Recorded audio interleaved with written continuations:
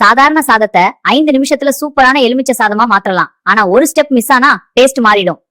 இந்த எலுமிச்சை சாதம் செய்ய வெந்த சாதம், எலுமிச்சை, நிலக்கடலை, முந்திரி, மேலும் தாளிக்கு சில ஸ்பைசஸ். முதல்ல சாதம் ரெடியா இருக்க வேண்டும். சாதம் ஸ்டிக்கியா இருக்க கூடாது. சிரிச்சு குளிர்ந்த சாதம் பெஸ்ட். ஒரு கடாயில 2 டேபிள் ஸ்பூன் எண்ணெய் சேர்க்கவும். மீடியம் ஃப்ளேம்ல நல்லா ஹீட் செய்யவும். எண்ணெய் சூடானதும் கடுகு, உளுத்தம் பருப்பு, கடலைப்பருப்பு சேர்க்கவும். பின் சேர்க்கவும் நிலக்கடலை, முந்திரி. இவ கிரன்ச்சியாக வறுக்க வேண்டும். அடுத்து சேர்க்கவும் காய்ந்த மிளகாய், கறிவேப்பிலை, மேலும் மஞ்சள் தூள். இப்போ வெந்த சாதம் சேர்க்கவும். உப்பு சேர்த்து மெதுவா மிக்ஸ் செய்யவும். இப்ப முக்கிய ஸ்டெப், ஃப்ரெஷ் எலுமிச்சை சாசு லோ ஃப்ளேம்ல சேர்க்க வேண்டும்.